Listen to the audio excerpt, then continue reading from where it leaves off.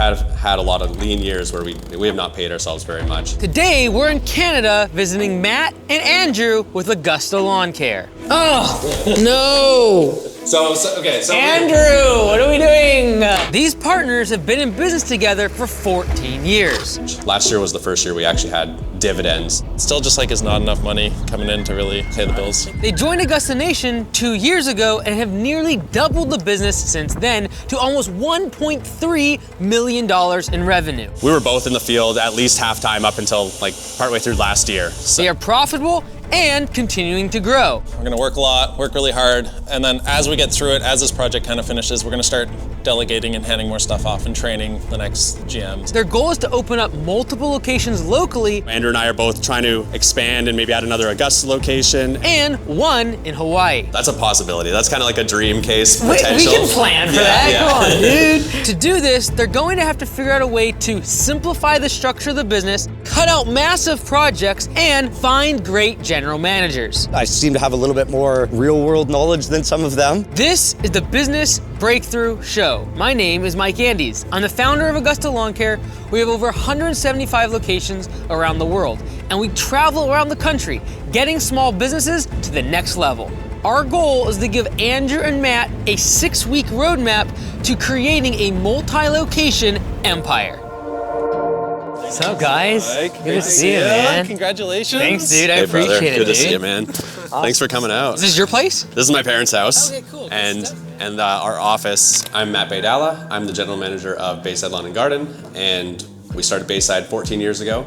I am Andrew Holt. I am the general manager and owner of Augusta Delta, and we joined Augusta 2 years ago. Andrew and I are both co-owners of Bayside and Augusta Delta, 50-50. How'd that big project still chugging along on Still it? chugging along. It's It's going. going to be like a year-long project, basically. All So- 2025, you think? Well, we should have it, most of it wrapped sort of end of summer, and then it's going to be tons of maintenance work after that. So this is like at the end of last year, so we redid this whole garden here. It was completely overgrown. I've got an overhead shot that it's just like brambles and completely overgrown.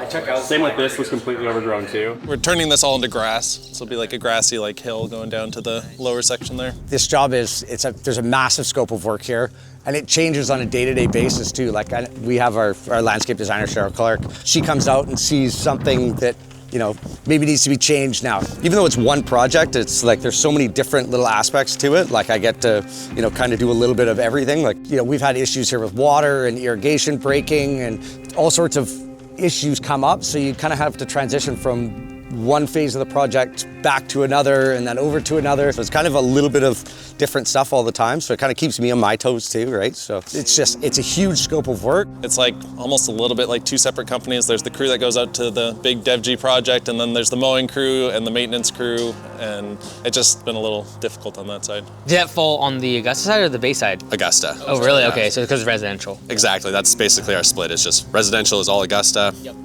HOA or strata up here is all Bayside. That part hasn't grown a ton the past couple years because you basically had the same strata, like 300, 400 grand. So it was pretty level for kind of the last 2 years or so, and then this year it's grown. So just in the last 4 months, I would say, it's grown 50%.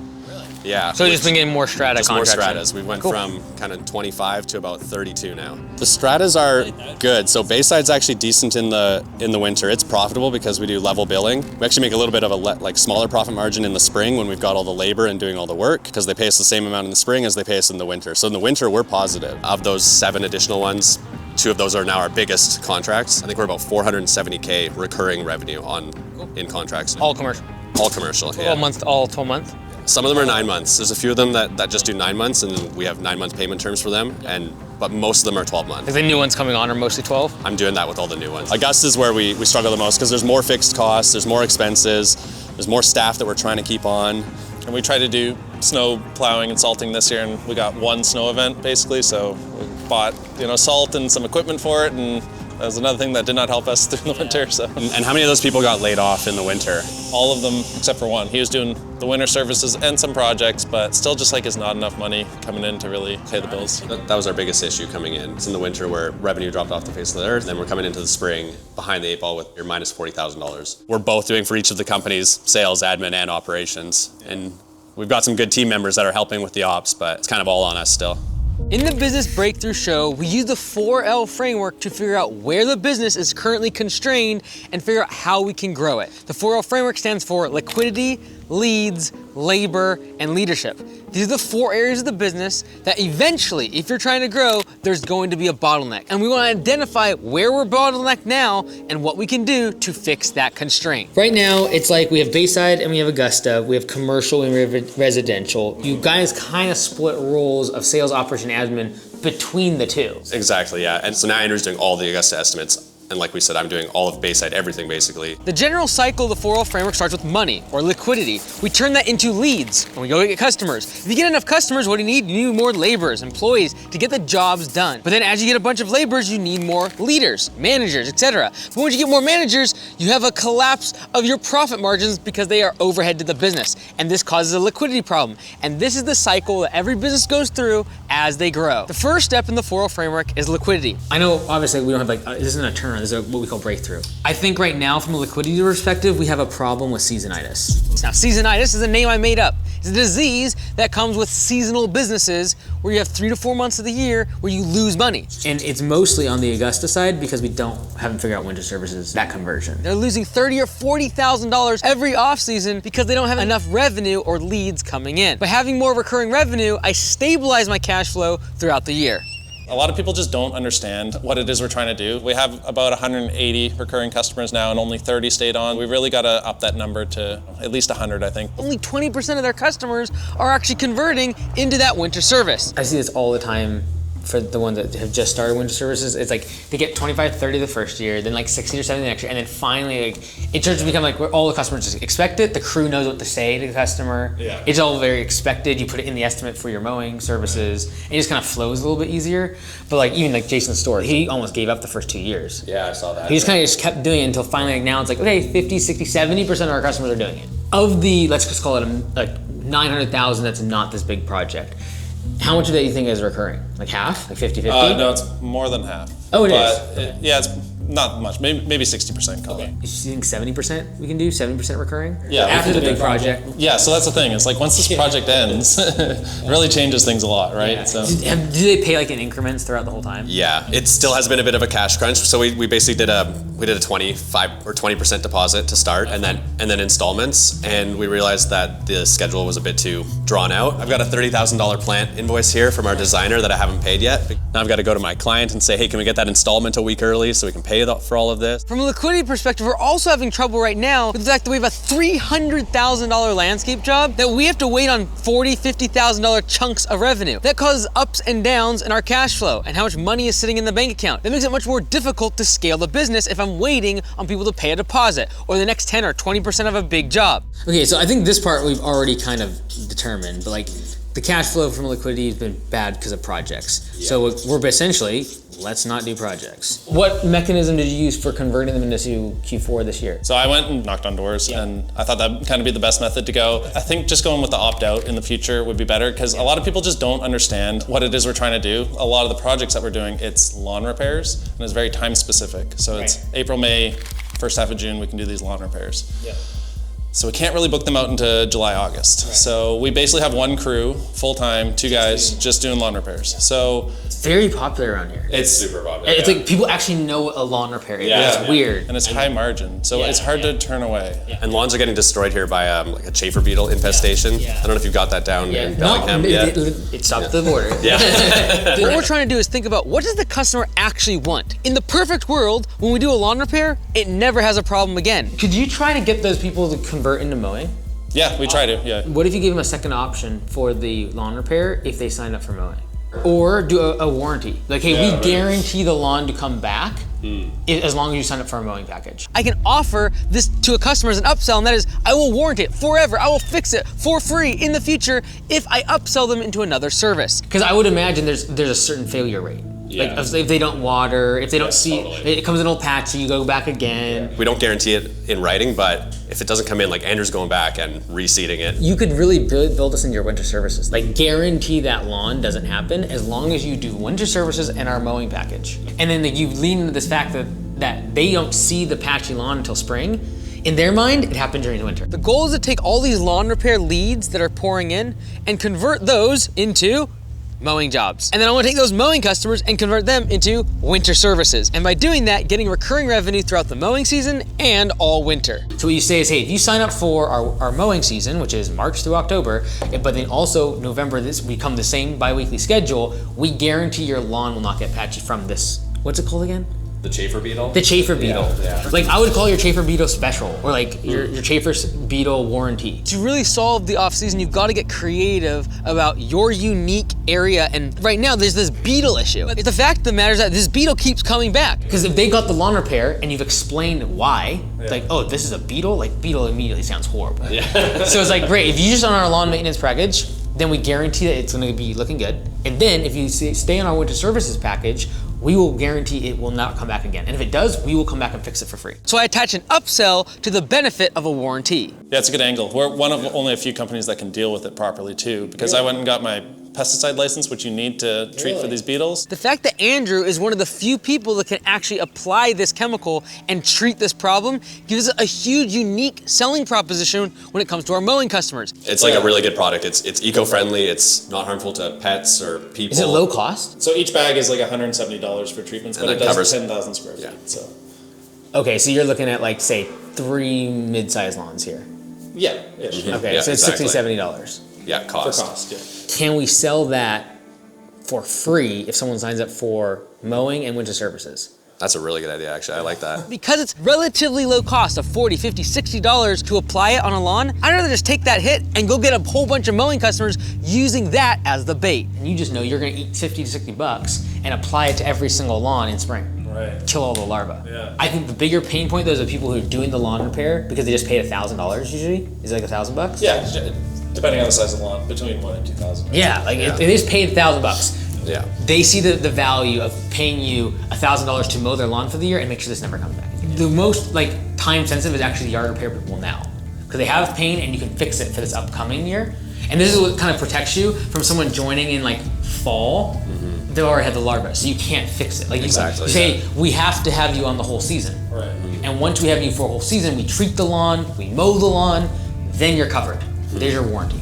That's perfect. Now you might be asking yourself, how do I create an offer where I can cure seasonitis and create revenue throughout my off season? Because you don't have beetles in your market. Well, I have a whole bunch of different ideas of the different ways that you can solve this problem in your business. It's all in this book called The Off Season, and you can now get on Amazon as well as the Audible form. And if you don't want to give Jeff Bezos any of your money, just go to mikeandys.com/workshop, and all the video training of the content is for free. Now, inside of this, one of the ways to solve that seasonitis is through recurring revenue. And that's what we're talking about with Matt and Andrew. But there's a whole bunch of other ways that I share that you might be able to use in your business. And this isn't a boring read. This is a great workbook that you can fill out all the numbers and create a custom plan for your business to solve the off-season problem. I think the other part from a liquidity perspective is just getting to profit mode for Augusta. One of the questions we have for Mike is, should we keep Bayside and Augusta Delta separate? Should we merge them together into one big location? This year combined, we're gonna make a little over 1.5 million. They've been in business for 14 years. And honestly, after 14 years of growing so much, a lot of times you can just be exhausted of grow, and not having as much profit. So they might just want to go into profitability mode. And that is raise prices, keep the location at like 800,000, put a general manager in place, and then do it that way. Take the current Augusta model, keep it almost at its current size, which is like what?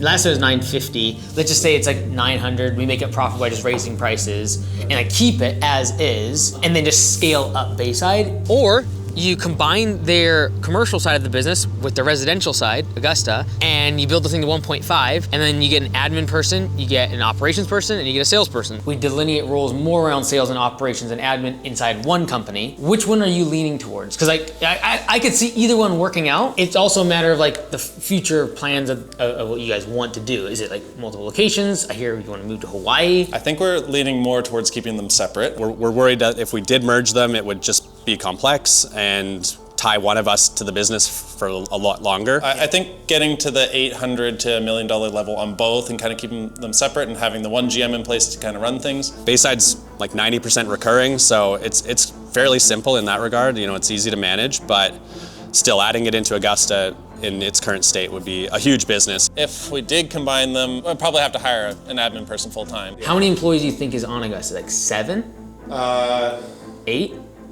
Yeah, not even 5 or 6 probably. Good, that's perfect. That's a perfect size, because it's Lucas, right? Like, do you think he could potentially eventually take that one if it's in profit mode and with the big project off the books? Yeah. Easily. He's got a lot of management experience. He's great. He'll do extra stuff after hours. Yesterday a belt came off on our zero turn. He came out and fixed it. I felt bad for the guy because it was his first day on that route. We're gonna do a training session next week, I believe, and I'm gonna jam that belt up in the mower and take it apart and show the guys, hey, this is how you do it. So next time, I don't need to come out from another job. You can fix it or call me and I'll walk you through it. He's still doing these other things as well as full-time over there, but that's kind of one reason why we see him as a great future GM possibly of this location. And the operation side, I think he'd be great on. He would have to learn the estimate side and some of the other GM duties, which I think he could learn, no problem. And if you scale back even on the size of projects you do, he won't have to do as many estimates in person. I'm doing a ton of estimates right now, and a lot of it is for landscaping type work, which we're kind of turning away anyway. Yeah. Like, Monday I did 16 estimates, for example. It kind of ate up my whole day just doing estimates. When we're getting this many estimates, would you encourage us to turn off in-person estimates? Do you do estimates every day of the week right now? Monday through Thursday I do in-person estimates. When you're doing in-person estimates, it's almost always one-time work. Yeah. And so it's not really where we want to build anyways. Yeah. I would rather just be like, we take all the recurring coming in, instant pricing, etc., and that's slowly increasing the percentage of the revenue that is recurring versus one-time jobs. Instead of saying like, no in-person estimates, just say I'm only doing estimates on Mondays, and then you just literally all day long you're driving around. Yeah. But you just do it in one day, and then the rest of the week you're able to focus on the other aspects of operations, admin, etc. Yeah. And then you don't have to say customers no. Which is a pain in the butt. And then what's happening too is when you say like, hey, you've got to wait till Monday, are you going to decrease your close ratio? Technically, yes. However, the people who want you and you only, they'll still take you on Monday. You're right. We haven't really completely shifted away from the growth mode. Like, you're still doing 4 days of estimates. We're still putting all these jobs on the schedule. It's a weird thing. Dude, when you switch into profit mode, it's a weird, different world. When you hit capacity and you can't serve any more customers because all your trucks are going,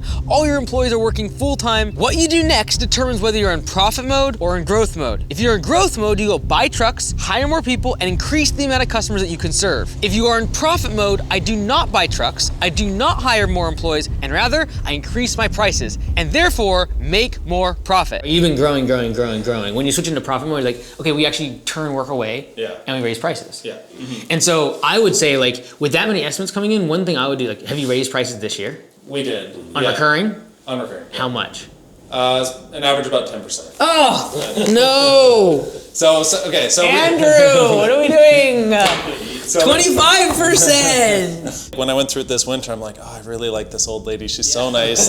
She's under budget. I gotta at least put her up $5. Those people I should be raising maybe $10 or $15, and it's tough sometimes. Now, the next stage of the 4L framework is leads, and the current constraint is the fact that we're getting tons of leads. The volume of leads is a lot. We're booked out months into the future.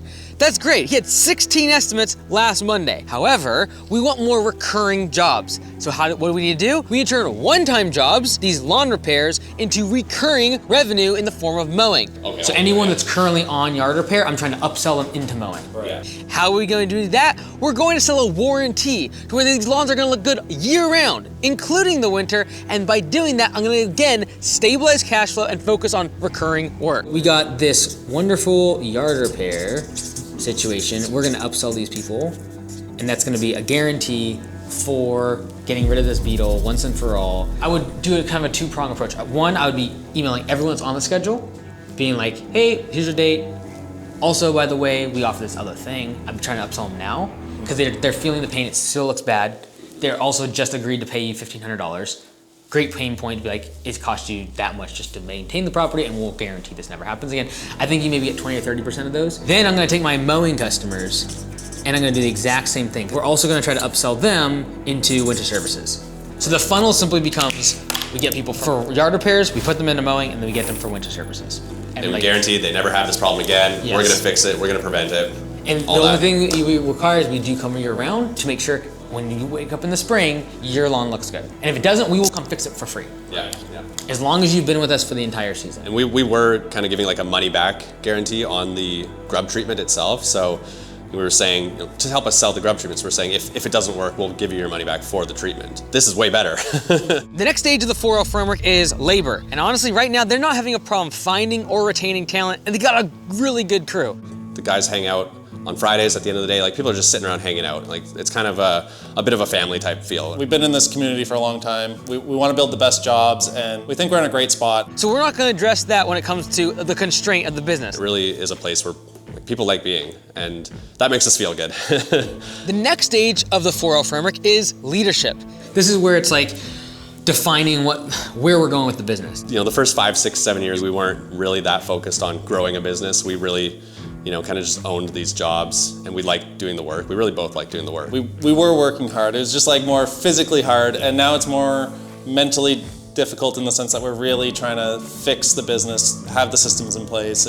It's more than just getting the work done. Once we hit 30, once we found our wives, started having kids, like it really changed. Okay, now it is time to try to work at this really hard. One of the main things that we have never really done that we're looking forward to doing is trying to get the next sort of wave of managers in. We were both in the field at least half-time up until like partway through last year. We're just so used to kind of running this thing that it's kind of hard to even think about like getting somebody else to do it. And you know, that whole process is going to be something that's completely new for us. This year specifically, I've barely been in the field at all. I mentioned those projects that I'm kind of helping a little bit. I'm doing like an hour here, an hour there. It's mostly management and working on the business for me now. We just want to help develop them into leaders and delegate more of our responsibilities to, and that's something that's hard for us. Andrew and I are both trying to expand and maybe add another Augusta location, and I want to elevate myself out of the daily ops here and kind of promote a general manager, and beyond that there's crew chief roles and future general manager jobs. We were thinking in a perfect world that maybe next year we would have that a GM of Bayside and a GM of Augusta. General manager of Augusta, general manager of Bayside. Growth mode, profit mode. Now we're going to raise our prices because we're in profit mode so we can afford these leaders, these general managers. But first we've got to find a great general manager for the Augusta location that is in profit mode. Like I think, you know, we're in profit mode, so therefore we are not going to do these projects. We're going to cut stuff out like hedging, make it easy for Lucas. Yeah. Start getting him, I would start trying to like coaching him up, like that's really the leadership side, like get Lucas ready. Yes. Our original plan was to have Lucas kind of be the project leader this year, like division leader, and do this place plus some other little projects. We scrapped that idea. The crew's good at it, but there's just the finishing touches or some things they just don't have the technical knowledge or skill to do. I think it's something in the future that we just sort of take off eventually and just kind of focus on the recurring side of things.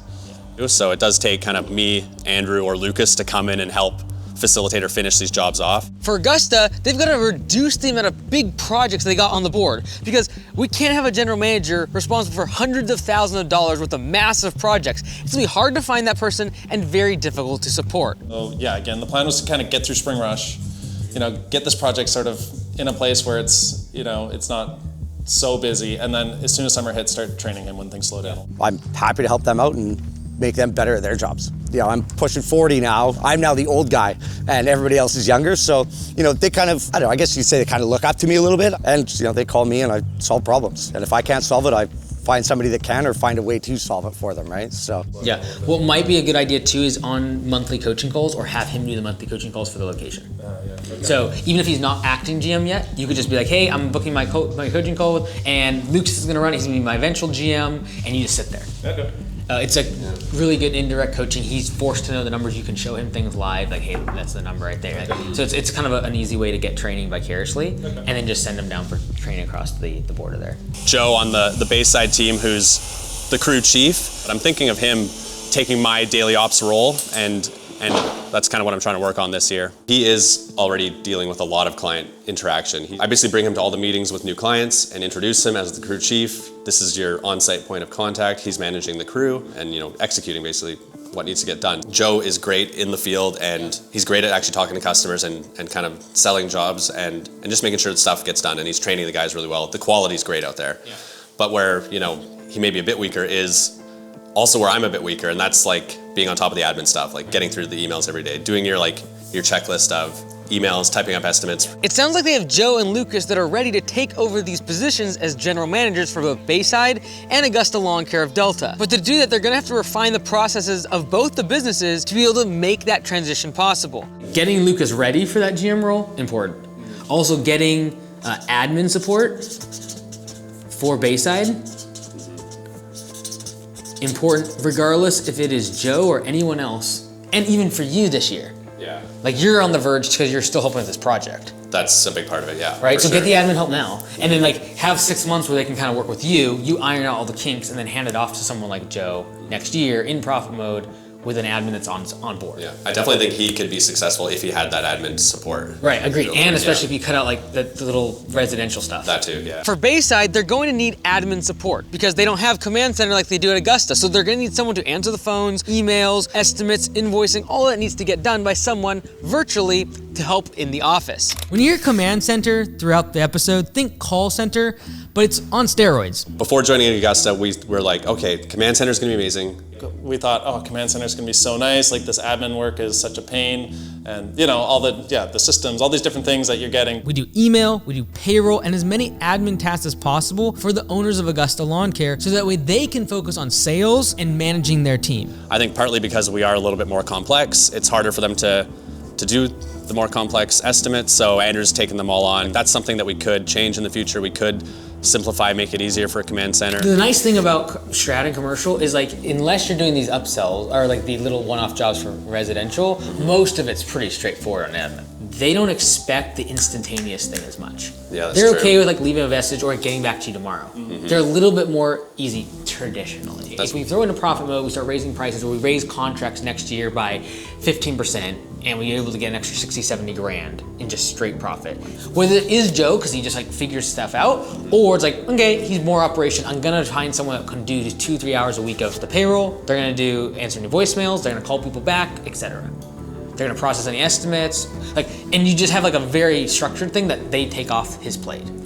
I just make literally a Loom library. Like every single thing that you're doing, as you do invoicing, as you answer phones, as you do emails, I just make it into a library of videos. And I was like fumbling around eating while I'm doing it. It's like I wouldn't worry about like this is a structured training video. I'm not really sure how to properly buy back my time and actually train people. I've done Loom videos and done training videos on things, but I've never actually passed it on to anyone. It's just sitting there. The objective of simplifying the business and reducing these services is so that the general manager doesn't need to know sales, operations, and admin. They can just focus on operations while command center handles the admin side, and the sales side is much more streamlined with over-the-phone estimates and instant pricing from our website for simple services. And then eventually you say, okay, how long does this actually take me a day?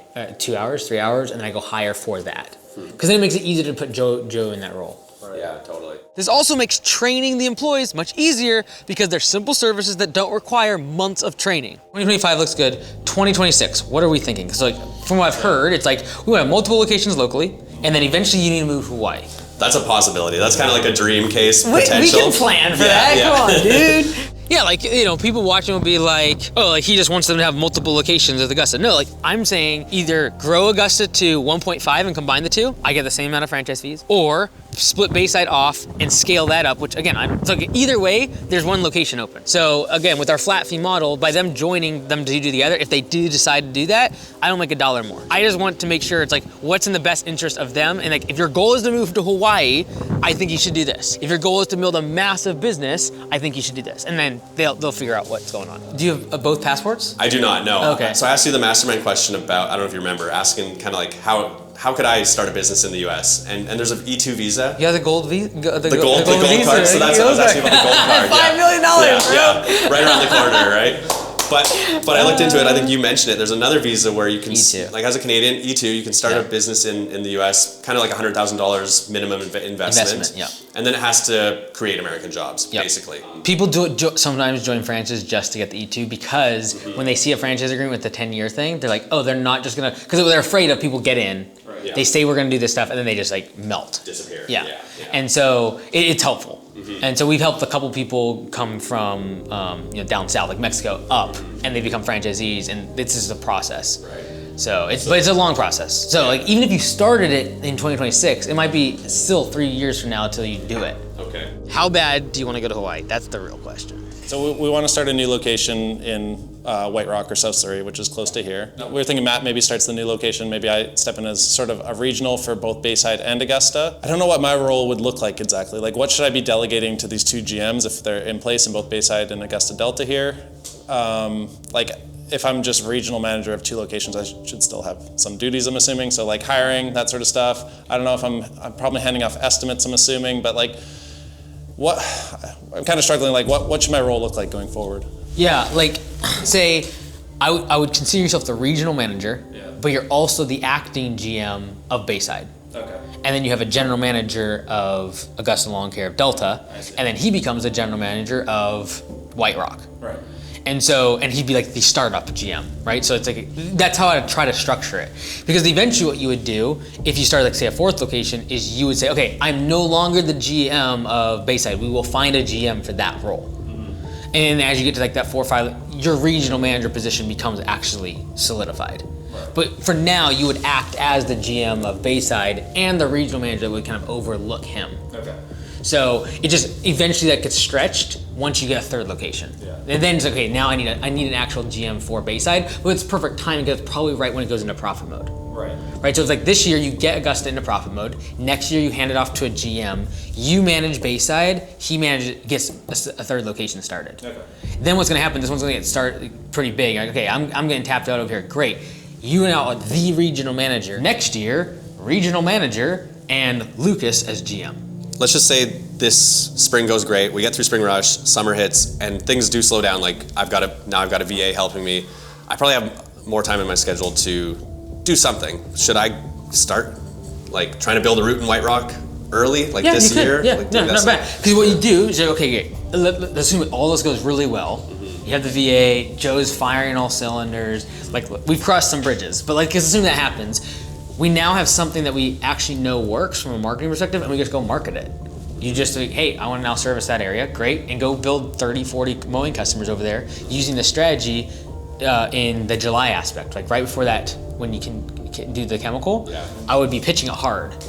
That period of time, like I would spend a good chunk on Facebook really around the pictures of before and after. Here's the average bill. Here it happens every 3 years. Just let us do your lawn. I'd go hardcore on it, build the route in there, have 30 or 40 million customers, knowing that next spring, instead of you going and starting, you're actually hiring. Like in the most perfect world, next spring, instead of having to you be out in the field and start the mowing route, you're like, okay, I got enough for a full-time person, go. Yeah, that would be great. Because then you're doing door hangers, you're running more ads, you've already figured out what works in terms of those ads. And I think if you do it right, and you're doing 70, 80 yard repairs, I think you get 50 million customers from it, at least. Easy. Yeah. So, good stuff. Yeah, that's awesome. Bravo, gentlemen, very good. Thank you. When you hear the same thing over and over, especially from really successful people that are where you want to go, it's like, okay, this is what the path forward is. It makes it a lot easier to kind of know what to do going forward. This past year we worked full time and like just all on the business and working on the business and growing it. It's Augusta Nation, being part of Augusta, Mike himself just laying out the plan, the Augusta model, and he's given us this roadmap that encourages us to stay focused. As soon as you join that Facebook group, you go for your initial training, you're learning so much that, I mean, maybe we would have learned it too on our own, but it would have taken probably many years longer. It just sort of shortens that timeline of where you want to get to. But Augusta Nation itself was not really on our radar as being one of the main reasons or the best or main benefits of joining, and it really is. Like the Facebook group is great, the network of guys is awesome. Going to summits and conferences and all sorts of things, and just staying connected in the different WhatsApp groups is really great. It's awesome. And, we build each other up, we support each other, we help each other solve problems. It helps keep us focused. It also, some of the guys that are doing great, kind of something to try to, competition-wise, just like live up to and be like, okay, we're gonna try and be, as solid as Ryan Payne or Jason Murphy or Brian Connor. He's got 400 lawn clients and he's got 3 locations now. Like let's do that. We can do that. He can do that. Let's go. We love business. We love growing the business. So we love what we do now in a different way, and it's totally flipped. So okay, so we got 6-week plan. We got to adjust the estimate template to include winter services and how the value of the Beetle. Okay. Great. We signed up, I think it was like 22 new mowing customers, and like probably half of them were part of this package. So it's gone really well. Cut out multi-day jobs from Augusta. I don't know. It's like we were saying before. It's like a really good project. It's fun to do. It's just a lot of focus and kind of headaches. And like we had planned to get it done kind of end of May-ish. We're getting close, but it's probably going to be another month before we're done. Well, between like 2 and 4 people are going out there every day. So it's a ton of labor out there still. Unfortunately, it kind of coincides with our spring rush. Things will be like kind of cooling off, and then I'll have to see how it goes here. We might have like 3 too many people after this project kind of slows down. So anyway, it is like not ideal on the labor side, but at the same time, like I said, it is like a good project for us to do, but I would not want to do it again, I don't think.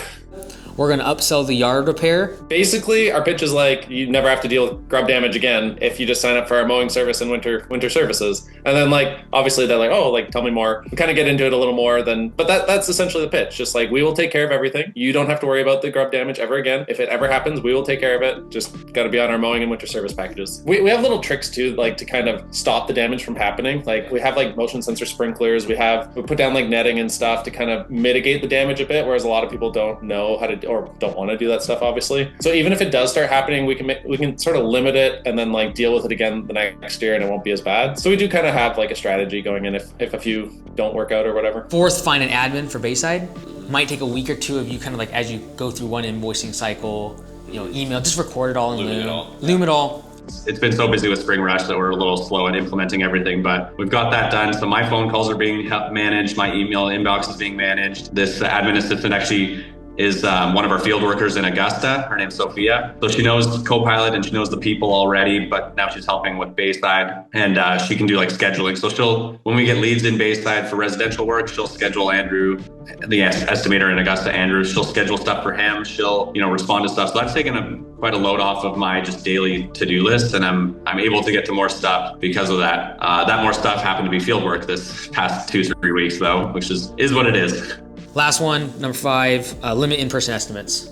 Either by days or estimate request form. I think estimate request form makes a lot of sense right off the rip. 3 days a week, basically just afternoons. And it did help quite a bit. Like I said, we're kind of getting out of the spring rush. So there's just not as many estimates coming in, but still doing probably 20 a week, which is a lot. We had our best couple months the last 2-3 months. So it's been awesome. Still, there's still like any project, there's going to be little problems, little hiccups, like I said, a lot of attention to. It's been crazy busy. Holy cow. I can kind of see that, the light at the end of the tunnel here, because it's starting to kind of peter off a little bit, but it's been just the craziest spring rush ever for us.